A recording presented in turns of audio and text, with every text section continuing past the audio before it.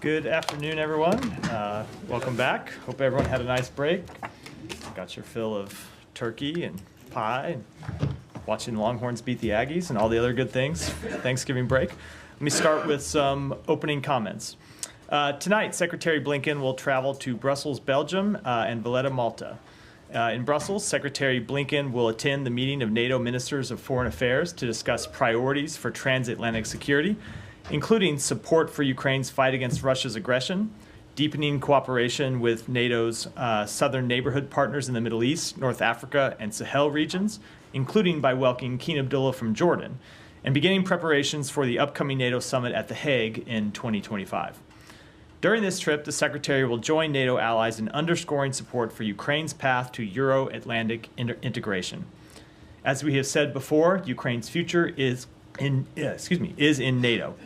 In the face of the Kremlin's brutal attacks, Ukraine continues to deploy air defense systems that the United States and our allies and partners have delivered over the past year to successfully intercept and destroy a number of the missiles and drones fired by Russia.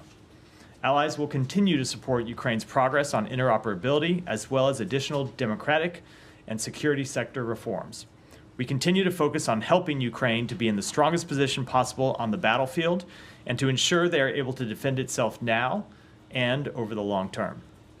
In Malta, Secretary Blinken will attend the 31st OSCE Ministerial Council meeting to review the security situation in the Euro-Atlantic and Eurasian area and underscore U.S. support for OSCE's work on military, economic, environmental, and human security.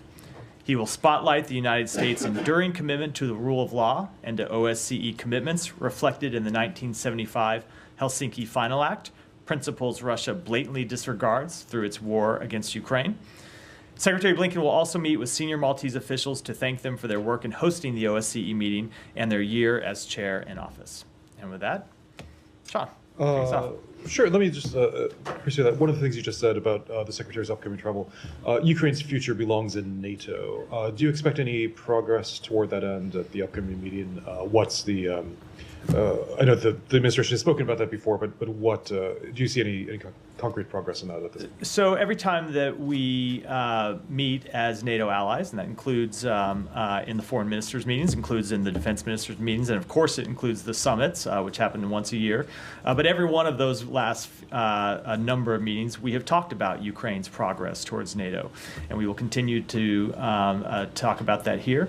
We'll have a number of meetings where he talks about how we can continue to pursue interoperability to make sure that Ukraine can work with NATO allies, and to talk about the reforms that that Ukraine continues to make to prepare its path towards NATO. I don't want to preview any actions that we will take at this meeting, but certainly every time we can get together as allies and to talk with our Ukrainian counterparts, it's an important step along that road towards NATO membership. Sure. Unless somebody wants to continue that, can I change to Syria? Sure. I know there at least one statement over the weekend from the administration on this. I guess to begin with, in simple terms, I mean, what does the U.S. want to see happen in Syria right now? We've seen rebels advance on Aleppo. What's the policy outcome that the U.S. sees? Sure. So in the immediate term, what we want to see are de-escalation and protection of civilians and minority groups. But our overall policy remains the same, is that we want to see a serious and credible political process to end this civil war once and for all, with a political settlement consistent with United Nations Security Council Resolution 2254. As you know, Sean, that resolution calls for a process facilitated by the United Nations where the Syrian regime and the opposition groups would negotiate a path forward for Syria. It's important that that path be Syrian-led and that have a process that ultimately leads towards elections. That's what we want to see over the long term, but in the short term, we want to see a de-escalation of the situation and protection of civilians. And what policy levers does the U.S. have? I saw that the Secretary spoke with Foreign Minister Fidan yesterday. Turkey arguably has more influence than any others on these rebels. Was there a message to Turkey or to the rebels via Turkey? So I'm not going to talk about the private diplomatic conversation that he had with Foreign Minister Fidan, but in all of our conversations with countries in the region, we continue to urge every country to use any influence it has to press for de-escalation. We don't want to see any country try and take advantage of the situation in Syria, to try to take advantage of the instability in Syria. We want to see all countries use their influence, use their leverage to push for de-escalation, protection of civilians, and ultimately a political process forward. And for Assad, I mean, there's over the years there have been various statements on Assad's future. What's the U.S. policy? I mean, should Assad stay? Is the U.S. basically tacitly accepting that he's the least worst option? So look, nothing has changed with respect to our policy. Assad is a brutal dictator with blood on his hands, the blood of innocent civilians inside Syria, blood of his own people on his hands. Ultimately, what we want to see is a political process forward where the Syrian people get to determine who their leaders are. As I said, United Nations Security Council Resolution 2254 called for such a process. The Syrian government has never participated in that process. We continue to call on them to do so. We continue to call on all countries to use their influence to push forward that kind of political process that would lead to a path forward for the Syrian people, where the regime engages with opposition groups. We also believe it would be helpful if Russia and Iran stopped their destabilizing influence inside Syria. We have seen them continue to destabilize the situation going back more than a decade now, continue to play a role that is unhelpful not just to the Syrian people, but to the broader region. Maybe just one more, and then I'll pass on. But with on Iran in particular, I mean, obviously the Islamic Republic, this is its biggest ally, state ally in the region. I mean, does the U.S. want to have any sort of break? Does it see that as possible, a break between Assad and the Islamic Republic? And has there been any dialogue or any offers to try to further that goal? So certainly we want to see Iran stop the destabilizing influence that it has inside Syria, because we're not talking about diplomatic relations between Syria and Iran when we talk about the nature of that relationship. We're talking about Iran continuing to fund and to arm and to back attacks on the Syrian people, something that they have done for some time, in the same way that Russia has done. So we want to see Iran's destabilizing influence in Syria and in the broader region curtailed. We don't object to diplomatic relations between countries. What we do object to is the destabilizing influence that Iran plays in Syria and across the broader region. Yeah. Just to come back, to follow up on the sanctions question, or the Assad question. In recent months, you said he's a dictator with blood on his hands, but has there been talks in recent months to potentially ease the sanctions on him as a, in a slight? Basically, your allies in the region have now have a relationship with him, so there was a sense that the U.S. position had softened slightly. Well, let me say two things about that. One, with respect to our sanctions that we have imposed upon the Assad regime, they remain fully in effect. They have not changed. The Syrian regime has shown no change in behavior that would indicate that our sanctions should change. The second thing I'll say about that is, yes, we have seen countries in the region who are close partners in some cases with the United States normalize their relations with the Syrian regime. And if you recall, we were quite clear when those governments normalized relations with Syria that we did not think that was a productive step forward, and that countries should not normalize relations with Syria in exchange for no change in behavior by the Syrian regime. And we have seen no change in behavior by the Syrian regime, which is why we objected to those steps when they took place. So you're saying they shouldn't have normalized relations, but now they have.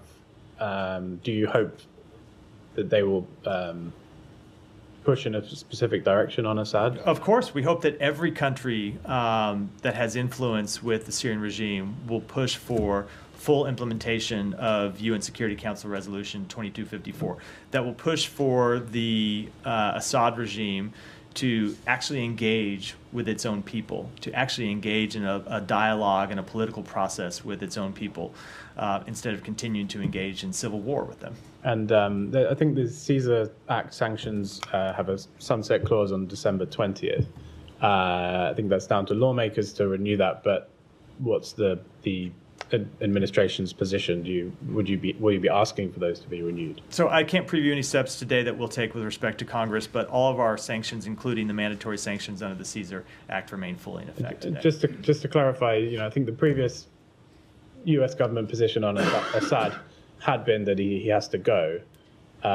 You're saying, he's a dictator with blood in his hands, but you're not outright saying that he should leave. There has been no change in our position with respect to the Syrian regime, but ultimately, we believe that this is a decision for the Syrian people to make, which is why we are calling for a Syrian-led process under the auspices of UN Security Council Resolution 2254 to determine the appropriate path forward for the Syrian government.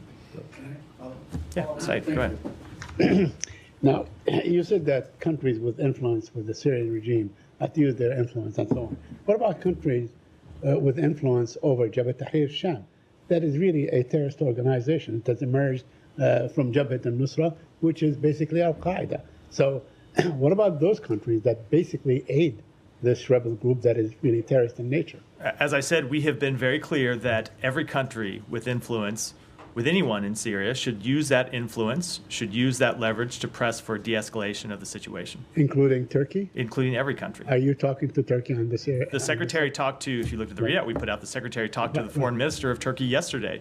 And without getting into a private diplomatic conversation, I can assure you in all of our conversations with countries in the region, we are urging them to use any influence they have to press for de-escalation. Many analysts in the area believe that Turkey, harbors a lot of ambition to basically annex Aleppo and Idlib. They already they occupy about 11% of Syria. They control probably 30% of that. So are you urging Turkey to pull out of Syria? Now, I'm not going to get into private diplomatic conversations. Ultimately, we want to see a path forward for the Syrian people to determine the future of their country. No other country outside of Syria, no other country anywhere in the world. It is a question for the Syrian people and no one else. I want to ask about Gaza, but I'll defer to someone if they want to talk about Syria. On Syria, too, Matt, we know that you are against the Assad regime and you are against HTS, but in the past you supported the rebels, the moderate rebels. Do you support them now in their invasion or in their retaking of the territories in Syria? So we are making clear that we want to see de-escalation of the situation.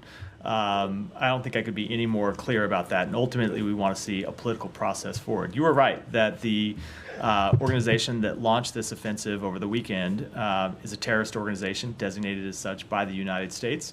We certainly do not support that organization in any way, shape, or form. I know I've seen various rumors floating around, not just floating around social media, but in some cases, claims made by people who ought to have credibility that we were somehow behind this offensive. That could not be further from the truth. It is false in every way, shape, or form. You don't support HTS, but you supported and you've been supporting other rebels who are... There are groups that we have supported in the fight against ISIS in Syria. As you know, the United States has engaged a coalition in Syria and Iraq to fight the growth of ISIS, and we continue to support that work to fight the growth of ISIS, to keep ISIS from reemerging as a terrorist threat. As you know, ISIS was a terrorist threat not just in the region, but ultimately a terrorist threat against the United States. It was responsible for a number of terrorist attacks inside the United States, and we are committed to seeing that ISIS continue to be contained and ultimately defeated once and for all. But when it comes to the process inside Syria, and the path forward for Syria, we want to see a de-escalatory path, and we want to see a political process, or a political path forward. On Lebanon now, there are violations of the ceasefire from Israel and Hezbollah. Are you aware of that, and what's your assessment of the ceasefire? So let me say this about the ceasefire that went into place last week after fairly intense couple months of diplomatic work by the United States. Led principally by the President's Special Envoy, by Amos Hochstein, but engaged really by people throughout the government to get over the finish line. So what we have seen since the ceasefire went into effect is it being successful. broadly speaking, it has been successful in stopping the fighting and getting us on a path where we are not seeing the just daily loss of life that we had seen for 2 months prior. Now, with respect to violations or potential violations of the ceasefire, we set a mechanism up to look into this very question, where the United States, along with France, will engage with the Israeli military, will engage with the Lebanese military to look at potential violations.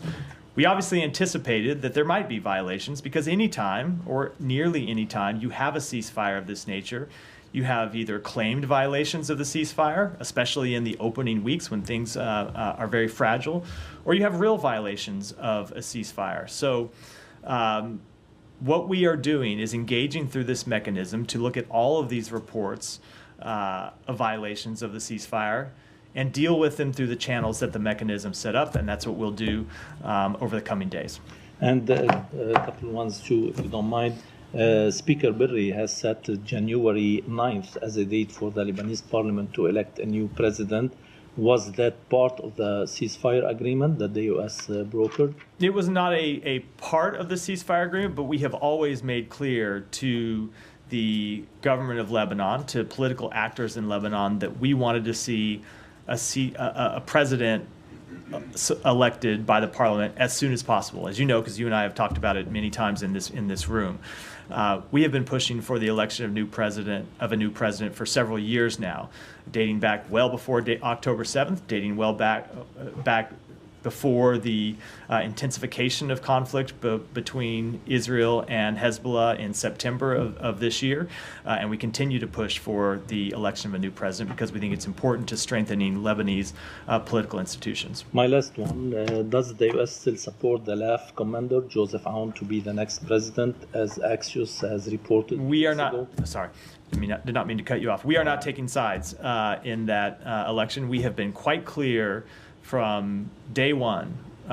You have heard us say this publicly, and I can tell you, sitting in a number of these meetings, that we have been consistent privately as well, that it is up to Lebanon to choose its next president. It is not up to the United States. It is not up to any external actor. It is up to Lebanese political actors to determine who the president will be.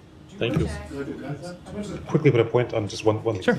When you said that it's broadly speaking successful, the ceasefire is holding, basically, in your view, despite what you see. Look, the ceasefire is holding. Now, look, obviously, when you have any ceasefire, you can see violations of it, and that's why we set up this mechanism in the first place, because we knew that there would be potential violations. Just as anywhere in the world, when you see a ceasefire implemented, you see various violations at times. Ultimately, what we don't want to see is the ceasefire breakdown, and we've not seen the ceasefire breakdown.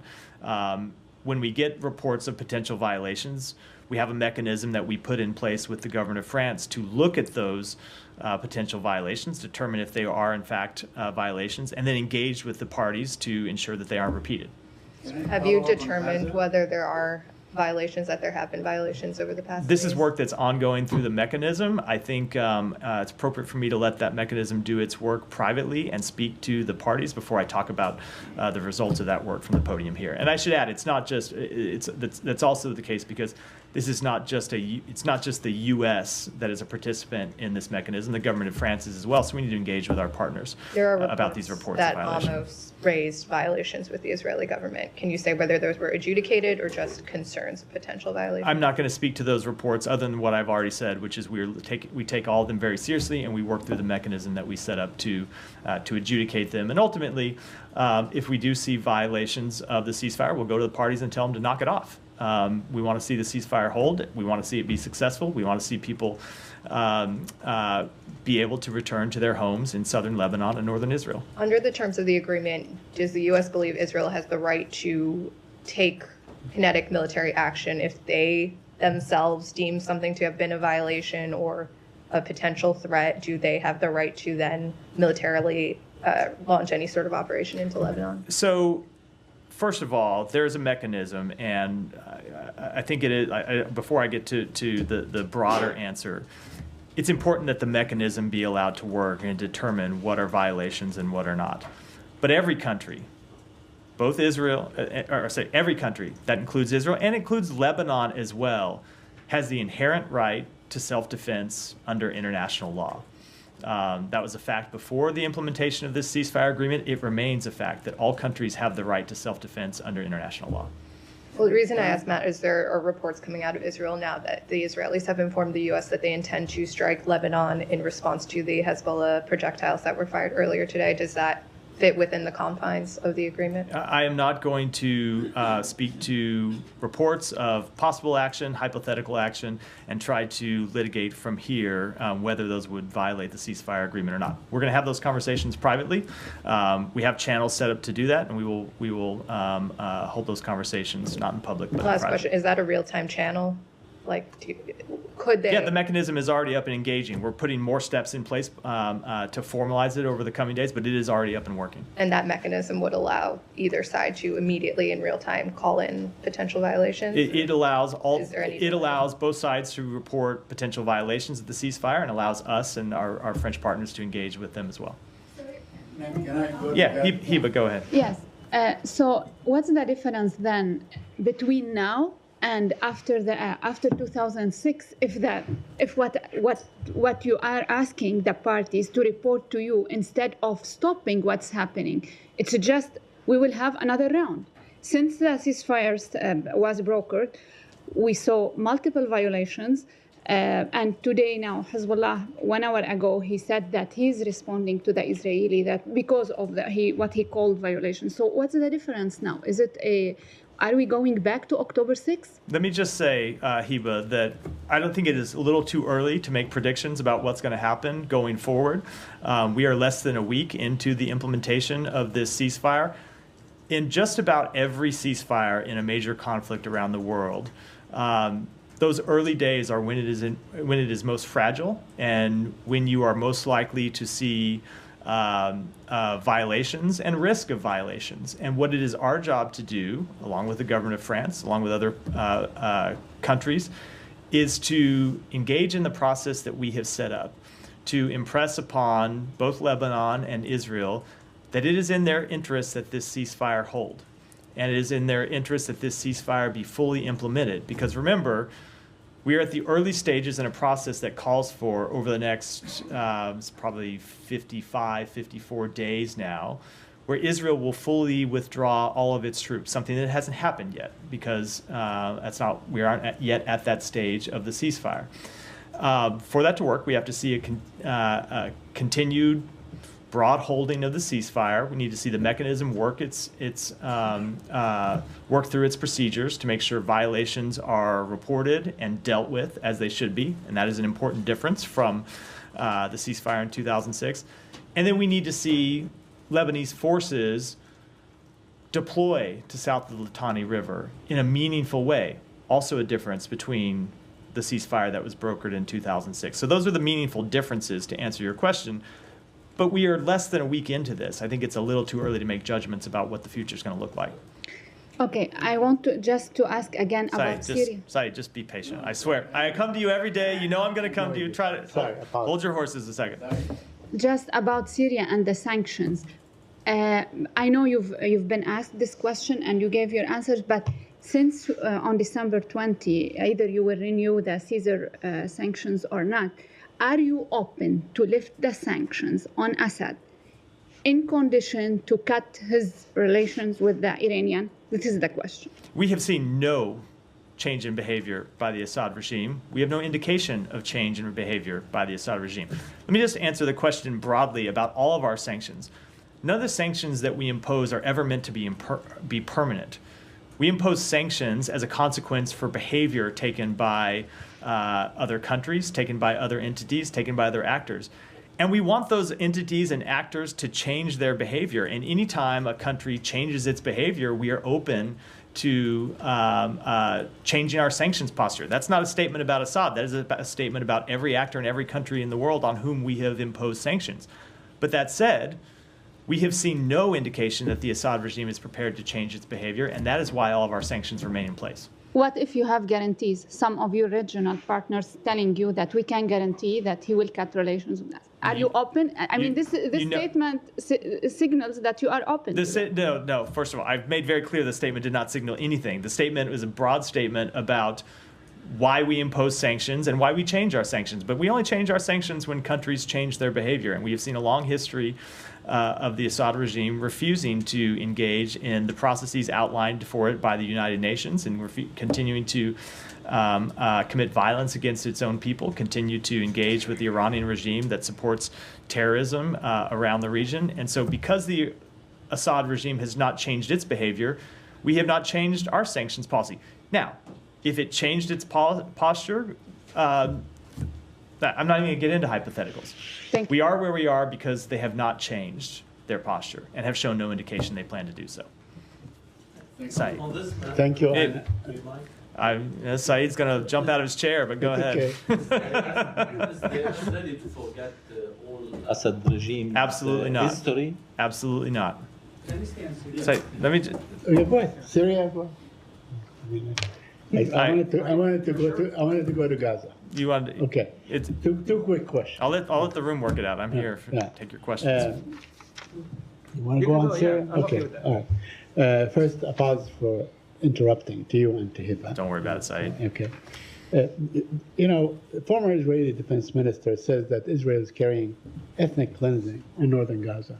Moshe Ayalon, a very, stalwart Likudnik, and so on. So why is that offensive to you? Why can't you say what Israel is doing is basically ethnic cleansing? So we have engaged with the government of Israel about its actions in northern Gaza. I think those statements refer broadly to the so-called general's plan. I can tell you two things. Number one, they have said to us that's not their policy.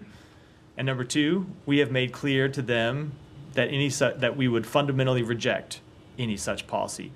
I can't speak to the assessments made by a former Israeli military official. I can tell you that when it comes to potential violations of international humanitarian law, something else he raised in his statement, we have our ongoing assessments, and they have not concluded. But most observers see what's going on, and they term it as such. I know you disapprove the word genocide and so on, but a lot of people think what's going on is genocide, especially that the threshold has crossed 45,000 people.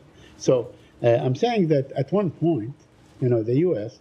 has to recognize what's going on for what it is, right? For what it is. Say, that, when you move about 2 million people, that is some sort of ethnic cleansing. Do you disagree? So we have been very clear what we want to see happen in Gaza, and that's everyone who has been forced from their homes, we want to see have the opportunity to go back to their neighborhoods and have the ability to rebuild and have support from the international community to rebuild.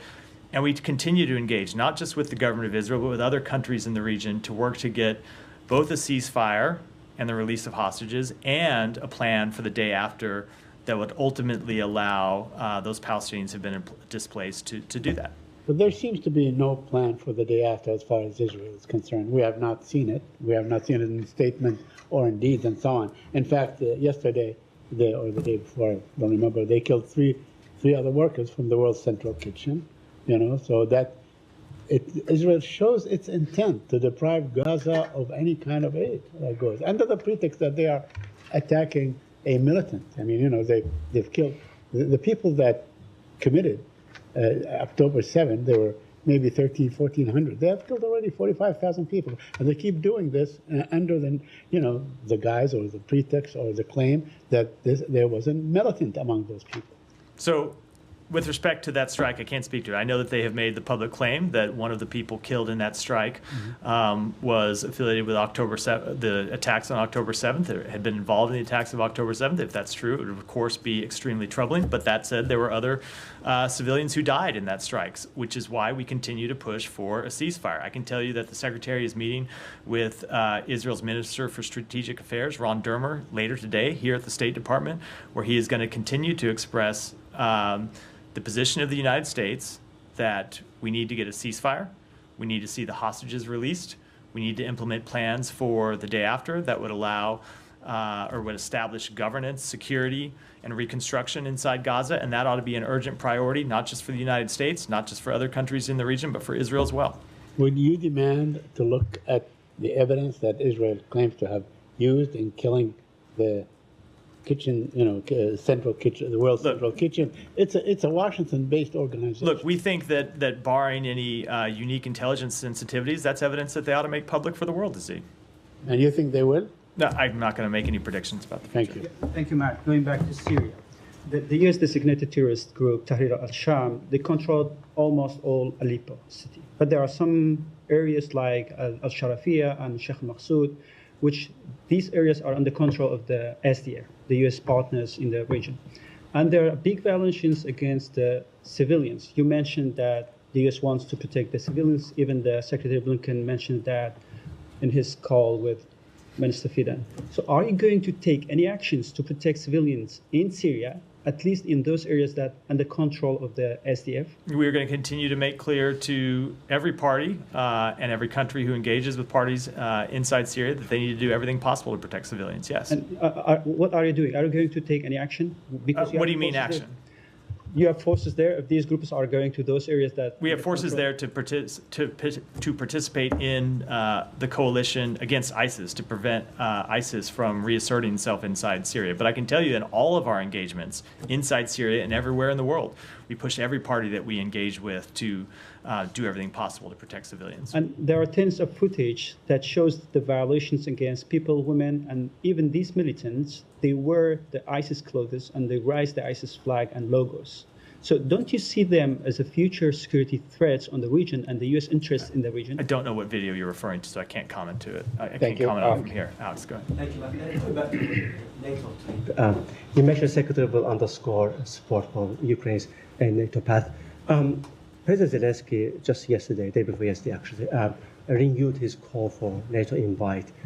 What could that take, for Ukraine to get that wish this week? NATO is on the path to, Ukraine is on a path to NATO, and NATO is on a path towards Ukraine's inclusion. We have made that clear at a number of NATO meetings, and we have outlined the natural steps that Ukraine has to pursue to further strengthen its anti-corruption measures, to implement internal reforms. They have made great progress. There is more work that they need to do, but ultimately their future is in NATO. I'm sure you have also seen President Zelensky's comments on to stop the hot stage of the war, to basically discuss, to bring the, let's say, non-occupied portion of Ukraine to NATO as soon as possible.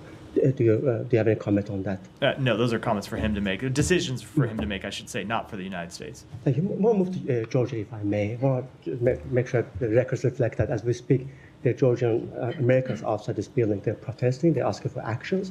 They're asking for similar actions that Baltics took today. The Canadian government also signaled that they're going to come up with sanctions. What is preventing you from announcing sanctions against Ivanishvili and his henchmen? So, Alex, because we've been down this road before, that we do not preview sanctions from this podium. We will, whenever we have sanctions announcements to make, we make them, and I know that you report on them when we do.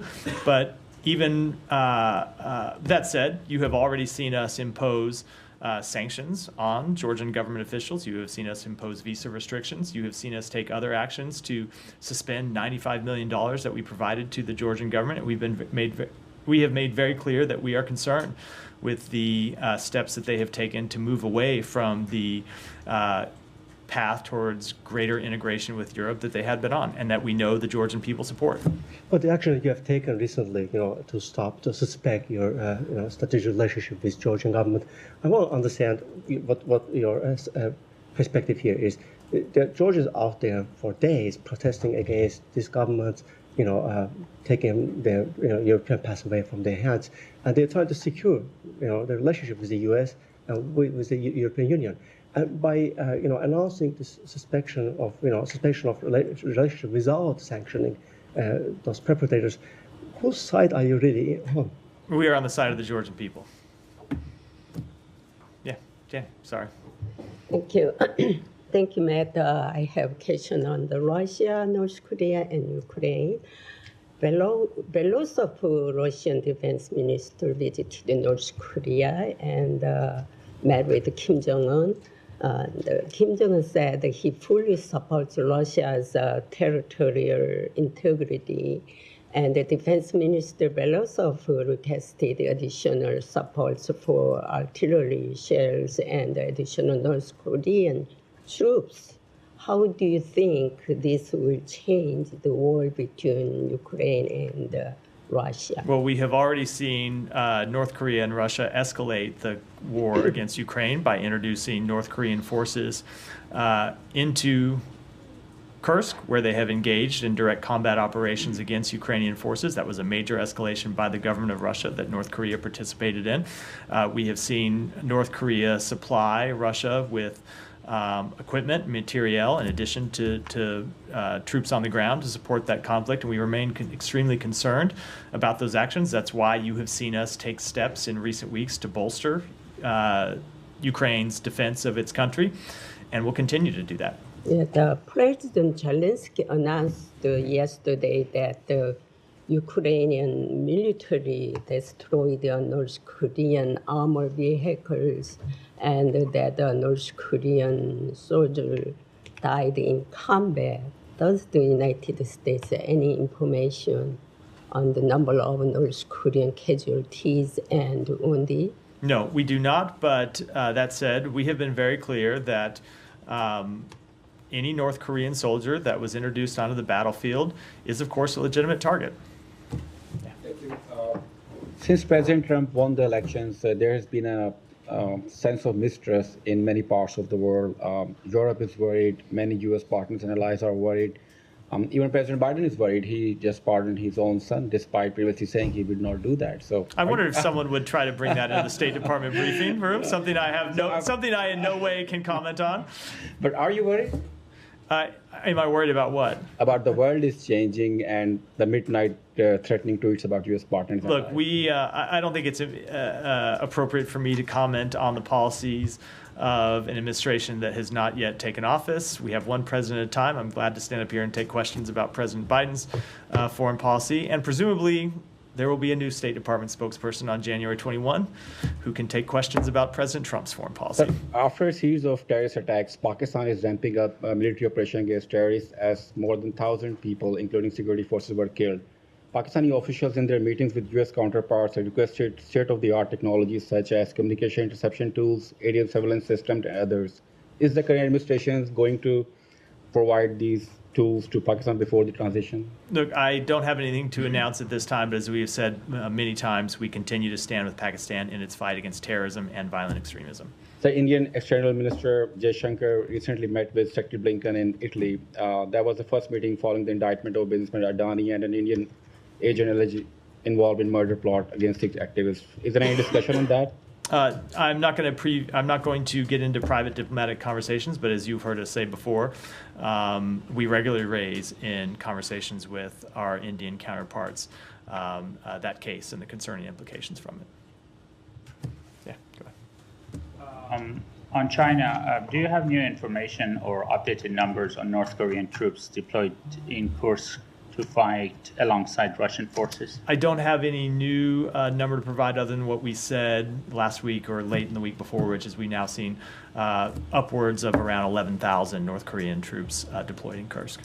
And is there any indication that China is taking measures to stop further fueling Russia's war on Ukraine following President Biden and Xi's meeting in Lima? No, we continue to think that they need to do more. And we have been quite clear with them in our engagements that the actions that Russia has taken, both to invade Ukraine, but also to strengthen its security partnership with North Korea, which they needed to do because of the difficult positions they faced at times inside Ukraine, are destabilizing to the region and ought to be things that China should be concerned with, and that they ought to do more to express that concern. They ought to do more to stop the supply of dual-use goods and other technologies that Russia has used to fuel its war machine. We have seen them take some limited steps, but they need to do much, much more. And can you provide more details and the names of the PRC citizens released by the U.S. in exchange for the release of 3 Americans wrongfully detained in China last week?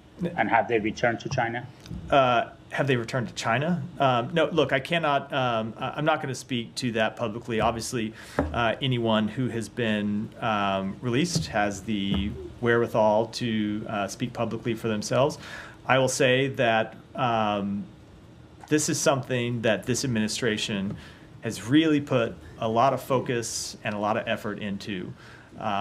We have now secured the release of more than 50 wrongfully detained and unjustly detained Americans held around the world. I can tell you that in every meeting Secretary Blinken had with his Chinese counterparts, he raised the cases of Americans who were wrongfully detained in China and pressed for their release. And we were determined to get them released before this administration left office.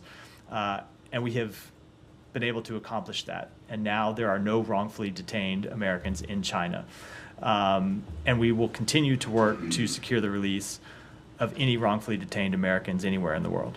And last one, would it be fair to say that China's travel advisory could return to level 3 if the arbitrary detention or exit bans persist? Of course. I mean, when it comes to determining our travel advisories, we look at the behavior of the countries. And China's travel advisory had gone from a level 2 to a level 3 because we had seen them wrongfully detaining Americans.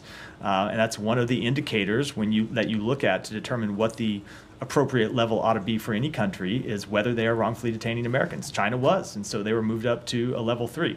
They are no longer wrongfully detaining Americans, so they've moved back down to a level 2, but it's true for China as it is true for any country in the world, that if they are wrongfully detaining our citizens, we will work to get them back. And of course, it will have an impact on the travel advisories that we issue from the State Department. On the transition, Matt, now that the Trump team says they've signed the MOU, has there been any further engagement between the State Department team and the Trump? There hasn't. We have made clear that we are ready to work with an agency review team when the Trump transition team appoints one. To our knowledge, they have not yet appointed an agency review team, or if they have appointed an agency review team, that team has not yet made contact with the State Department. We are ready, willing, and able to provide support to ensure this is a successful transition, and we'll do that as soon as they appoint a review team. Sean, did you have one? For Hadassah. Okay. All right. Yeah. Thank you very much. Thank you very much, Matt. 3 quick questions. I'm going to be brief.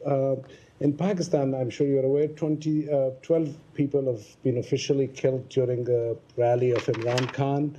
At the same time, Rabia news agency had reported 265 deaths in Pakistan in terrorist attacks. In Imran Khan's rally and in these terrorist attacks, majority of the Pashtun people have been killed. I had asked Vedant a few months ago if State Department could do some studies because this is one of the best podium and organization which can do like a research paper. Why is it Pashtuns always getting killed? Whether in politics, whether in terrorism. Look, we want to see any protests be peaceful, and we want to see the government of Pakistan, as is true with any government around the world, to to engage with peaceful protests respectfully and to deal with them peacefully. And second one, 2020, a very senior U.S. official had committed suicide, and just before his suicide, his articles were published in my newspaper, The Frontier Post, about his role in Afghanistan, Russia. That story appeared after his suicide was with regard to the Russians paying the Taliban bounties to kill the U.S. soldiers. The Frontier Post believes it was true. Because of my illness in 2020, I could not follow up on that question. Do you still, does this department still have a stand that, yes, that story was true? That the Russian did pay the Taliban bounties to kill the U.S. With all due respect, that is a story that predates not just my time in this position, but also the Biden administration. I'll have to take it back and if you could please give me just last one, Matt, please. Afghanistan just started their foreign minister just showed video this morning of Tapi gas pipeline, Turkmenistan, Afghanistan, Pakistan, and India. Certainly great for Pakistan-India relationship. But growing Taliban, you also see their growing thing, this Taliban expansionism I've been mentioning to you. Do you agree, do you see now that Talibanism is growing at the same kind of like the Iranian mentality? I mean, you have half of the population of girls without education. That's not Islam. That's just psychic attitude. Do Do you agree with me on that? Since several months I've been mentioning. Now, let me just say, I think we have made quite clear our position on the Taliban and the position on the Taliban's abuses of its people, including, of course, women and girls inside Afghanistan. I'll do a few more, and I got to go. Thank Ryan. you so much, Matt. Yeah. Can I ask you for a little bit more background on the side letter that the U.S. sent to Israel regarding the ceasefire arrangement with Hezbollah and Israel? What does it allow Israel to do? Look, I don't have anything more I can speak to about the ceasefire agreement, but I will say that a lot of the reporting around the ceasefire agreement tends to treat as news that Israel can exercise what ultimately is a right that every country has. Every country has the right to defend itself against terrorist attacks. Israel has that right. Lebanon has that right. Every country in the world has that right. And they have that right under international law. But the United States often characterizes Israeli attacks as defense. France says that Israel has violated the ceasefire 52 times at this point. But if they're just recouched as Israel defending itself, is Israel allowed to continue to attack Hezbollah as long as it says that was self-defense, that was self-defense? Look, as I said in response to questions earlier, we have a mechanism that we have set up to look at these exact questions and to look at reports of ceasefire violations and to determine whether, in fact, they were violations of the ceasefire, whether, in fact, if an incident was in some way justified because somebody had come under the threat of harm. And I'm not going to make those judgments from here before that group has the opportunity to work through these questions. That's why we set it up in the first place, so it could do so in a diligent way, and that's what they're going to do. But that said, we believe that it is in the interest of Israel and Lebanon that this ceasefire hold.